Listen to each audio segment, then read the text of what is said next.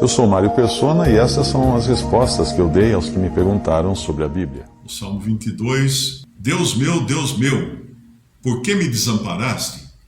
Tem um versículo na Bíblia que diz assim: nunca vi desamparado o justo, e nem a mendigar pão, alguma coisa assim. Mas aqui, Deus desamparou o justo. Deus desamparou o justo.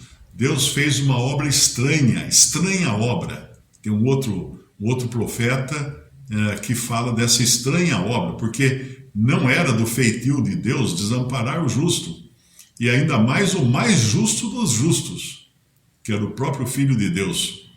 Deus meu, por que me desamparaste? Porque te alongas, te afastas do meu auxílio e das palavras do meu bramido.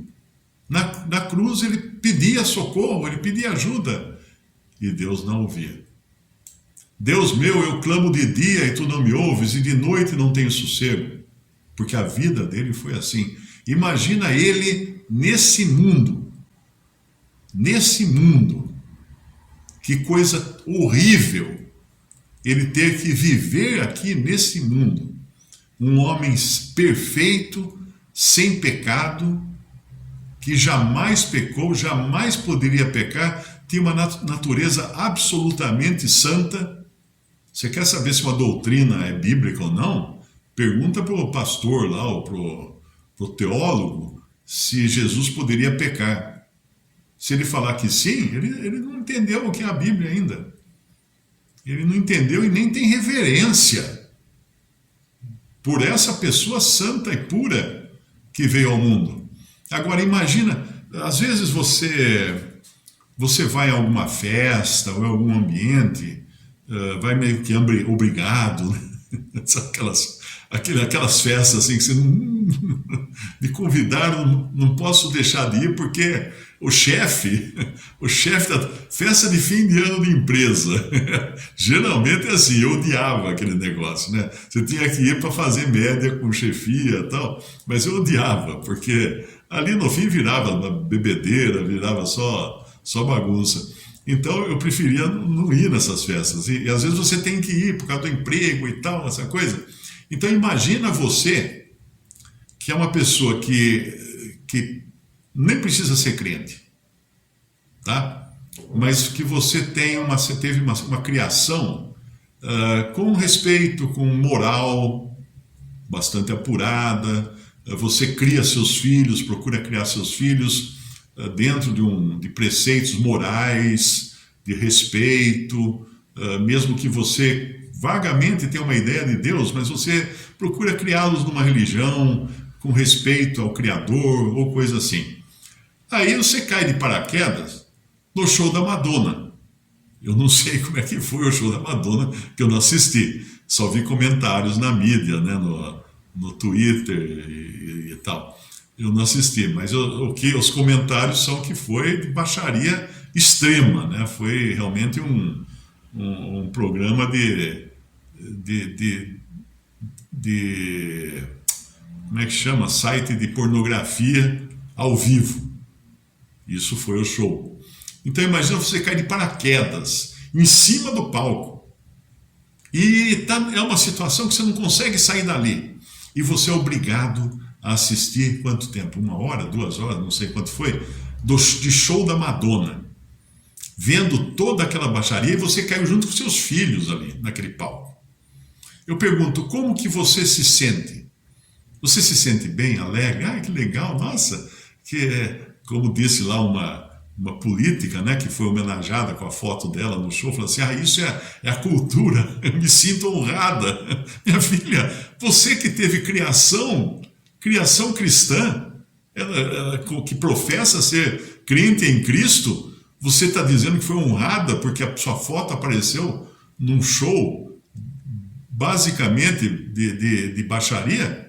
Não teria que ser honrada com isso, teria que ter vergonha, teria que se esconder, falar assim: não sou eu, é parecida comigo, mas não sou eu não, é muito parecida, né? Até que dá para enganar. Então imagina você num lugar desse, ter que aguentar 1, 2 horas de um show assim, como você se sente? Você se sente mal, porque você foi criado de uma maneira diferente. Você ainda foi criado dentro de uma educação antiga, tradicional, de valores e tudo mais. E ali não tem nada disso. Agora, pensa num homem que desceu do céu, totalmente puro e perfeito, sem nenhum outro que a gente possa equiparar a ele. A gente não pode falar assim, Jesus era muito parecido com fulano de tal, com a Madre Teresa de Calcutá, ou qualquer pessoa boa. Então, não dá, porque todos pecaram e destituídos estão da glória de Deus. Essa é a condição de cada ser humano que vem ao mundo. Alguém me perguntou se é verdade que a Madonna fez pacto com o diabo. Eu falei, minha filha, não precisa nem fazer pacto com o diabo. Todo ser humano já nasce pactuado com Satanás. Sim, porque se a gente volta lá para Efésios, o que diz em Efésios, capítulo 2 de Efésios, quando descreve a condição e a posição dos efésios, dos convertidos, dos cristãos de Éfeso, antes de se converterem. Ali diz em Efésios capítulo 2, versículo 1, e vos vivificou, estando vós mortos em ofensas e pecados, em que noutro tempo, antes da conversão, andaste segundo o curso desse mundo, ou seja, a moda. O curso desse mundo é a moda. O que é o curso desse mundo? Eu me lembro que uma vez, brincando, eu era garoto, né, numa chácara, nós quisemos mudar a direção. Tinha um regato onde descia de uma nascente e passava pelas árvores frutíferas lá da chácara, né? E nós quisemos, eu com os outros meninos lá, quisemos inventar moda de mudar aquele curso. Então, com a enxada, nós fizemos um desvio para a água ir para outro lugar. Tomamos uma bronca imensa, né? Mas esse é o curso do mundo. O curso do mundo, a água vai seguir onde está a valeta.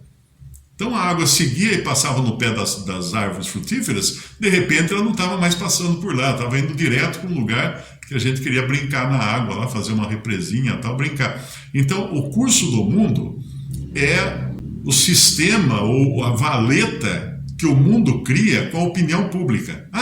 Por aqui é melhor passar do que por ali, então vamos seguir todo mundo por aqui. Então, em que noutro tempo andasse segundo o curso deste mundo, segundo o príncipe das potestades do ar, o príncipe dos poderes do ar. Quem é esse? É Satanás. Do espírito que agora opera nos filhos da desobediência. Quem é esse? Satanás. Entre os quais todos nós também antes andávamos. Nos desejos da nossa carne? Eu não ando nos desejos da carne. Então você morreu já, só deve ser. Porque todo ser humano tem uma carne, tem um corpo de carne, que quando nós somos salvos, o corpo não é salvo.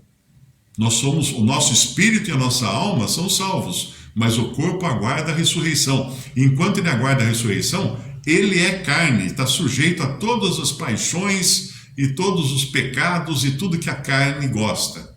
Esse é o nosso corpo, nós continuamos com ele. No dia seguinte da conversão, ninguém pegou o corpo e pendurou no guarda-roupa. Não, continuou com ele. E até hoje estamos com ele, vivendo pela graça de Deus, né? Evitando o pecado e tudo mais, mas todo mundo sabe que é forte, né? O pecado é forte. Entre os quais todos nós também antes andávamos nos desejos da carne, fazendo a vontade da carne. Ele não está se eximindo disso. Fala assim, nós não fazíamos a vontade da carne e dos pensamentos. E éramos, por natureza, filhos da ira, como os outros também. Então, essa era a condição do homem. Essa era a condição do ser humano e dos efésios ali. Tem um outro versículo também que é muito, muito bom para entender isso, que está lá em Hebreus, capítulo 2, ele diz assim, no versículo 14, e visto como os filhos participam da carne e do sangue, também ele participou das mesmas coisas. Lembrando aqui, fazendo uma ressalva, que o Senhor Jesus veio em carne, mas não em carne pecaminosa. Ok? Também ele participou das mesmas coisas, para que pela morte aniquilasse o que tinha o império da morte, isto é, o diabo. E livrasse a todos os que, com medo da morte, estavam por toda a vida sujeitos à servidão. Quem são esses todos? Eu, você, cada ser humano. Cada ser humano que vem ao mundo pecador e já é automaticamente alistado para ser um servo de Satanás. Então, se perguntaram se a Madonna fez pacto com o diabo, eu diria assim, olha, Madonna, se você pagou alguma coisa, alguma taxa para fazer isso, você jogou dinheiro fora, foi golpe. Foi golpe, porque todo ser humano já nasce na sua condição natural como servos de Satanás, andando segundo os desejos da carne e dos pensamentos, as modas do mundo. Então, agora voltando àquela minha ideia inicial, pensa assim, você vindo ao mundo como um ser, você não, né? O Senhor Jesus vindo ao mundo como um ser santo, puro e totalmente separado de pecado, qualquer que seja. E de repente ele está lá clamando, Deus meu, por que me desamparaste? Por que me desamparaste? No versículo 4 lá de Atos, voltei para Salmo 22, ele fala no versículo 6, mas eu sou verme, não homem, opróbrio, vergonha dos homens, desprezado do povo, todos os que me veem zombam de mim. E estavam lá as pessoas na cruz. Desce aí da cruz, se você é filho de Deus, salva-te a ti mesmo. Estendem os lábios e meneiam a cabeça, dizendo, confiou no Senhor, que o livre-o, pois nele tem prazer. Esse é, e ele está falando da angústia, ele fala, não te alongues de mim, no versículo 11, pois a angústia está perto e não há quem ajude. Muitos touros me cercaram, ou seja, muitos poderosos estão em torno de mim, fortes touros de Bazã me rodearam, abriram contra mim suas bocas como um leão que despedaça e ruge, como água me derramei, todos os meus ossos se desconjuntaram, porque ele está pendurado numa cruz, durante horas ali. Como é que você fica pendurado numa coisa assim, só com os braços abertos? Seus ossos vão se desconjuntar, mas não vão ser quebrados. Não vão. A minha força se secou como um caco, a língua se me pega ao paladar. Quem já sentiu sede extrema, né? Às vezes você tem que fazer um tratamento, não pode tomar água por muitas horas, só falar que não vai poder beber água, aí que dá vontade de beber água. A minha força se secou como um caco, a língua se me pega ao paladar. Me puseram no pó da morte, pois me rodearam cães. O que são os cães? Tinha cachorro latindo em volta? Não. Os cães eram a designação dada no judaísmo para os gentios. Me rodearam cães. O ajuntamento de malfeitores me cercou. Quem são esses? Ele estava cercado por 2 ladrões, 2 malfeitores, um de cada lado, naquela cruz. Traspassaram-me as mãos e os pés. Pregaram grandes pregos nas suas mãos e nos seus pés. Poderia contar todos os meus ossos. Isso aqui é profético, porque os 2 ladrões, os condenados à morte, para acelerar o processo da morte, eles quebravam as pernas.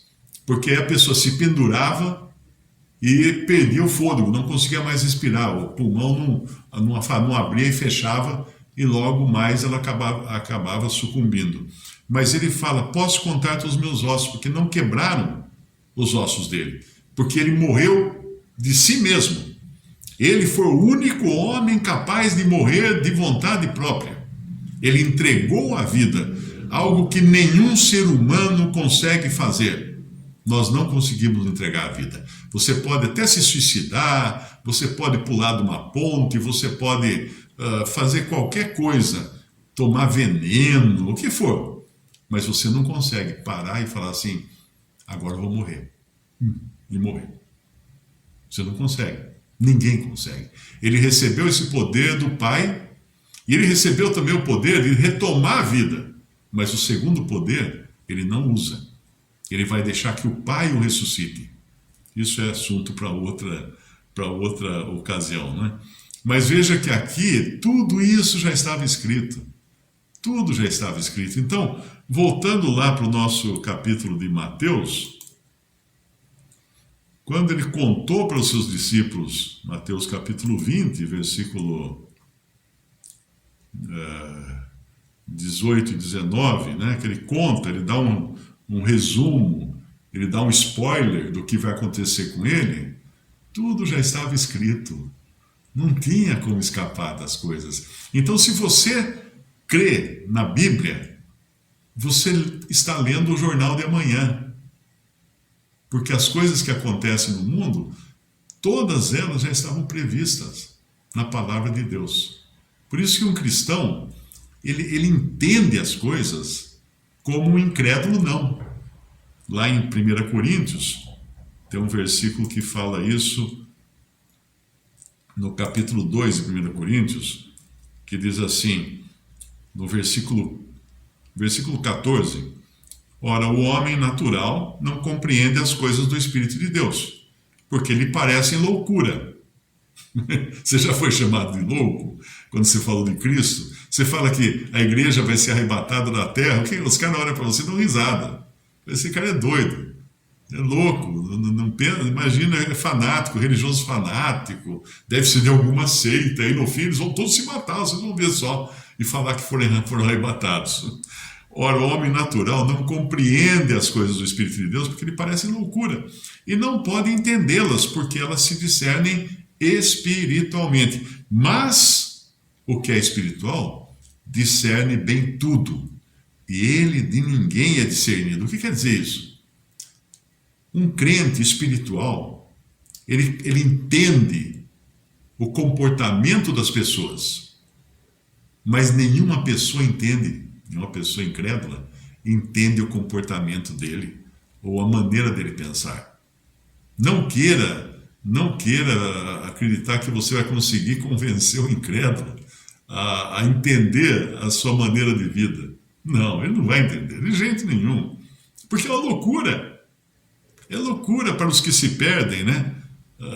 Um pouco antes ele fala disso no capítulo 1 de 1 Coríntios, ele diz assim, no versículo 22, porque os judeus pedem sinal, por isso que tem tantos milagres e sinais dados aos judeus no Antigo Testamento e também no Evangelho de Mateus, que é o que tem mais sinais, né?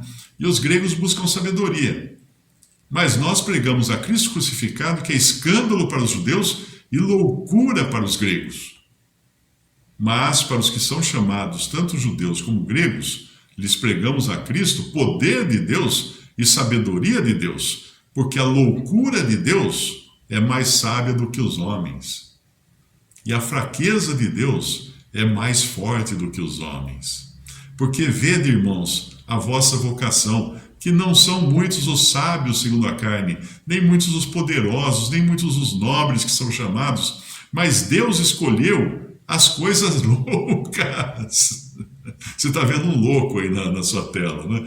Deus escolheu as coisas loucas deste mundo para confundir as sábias. Deus escolheu as coisas fracas deste mundo para confundir as fortes. Deus escolheu as coisas vis deste mundo, as desprezíveis e as que não são, para aniquilar as que são, para que nenhuma carne se glorie perante Ele, perante Cristo, porque sois dele, em Jesus Cristo, o qual para nós foi feito por Deus, sabedoria e justiça e santificação e redenção. Então, da próxima vez que chamarem você de doido, sorria. Sorria. A pessoa está certa. É essa mesma noção, é essa mesma impressão que um crente em Cristo dá para um incrédulo. Louco. E estava escrito aqui louco. Lembre-se que Paulo, que era um homem extremamente ilustre, um expoente na sua sociedade, da sua época, né? Foi criado aos pés de Gamaliel, foi ensinado em vários idiomas, conhecia filosofia grega, conhecia as religiões e tudo, conhecia um monte de coisa. Ele era um fariseu, ele era da nata do judaísmo. E o que falam para ele quando ele começa a falar do Evangelho? Paulo, as muitas letras te fazem delirar. Você ficou louco, meu filho, de tanto ler você ficou louco. Paulo deve ter adorado, né, esse elogio que fizeram para ele. As muitas letras te fazem delirar. Visite respondi.com.br. Também 3minutos.net. Baixe os e-books ou adquira os livros.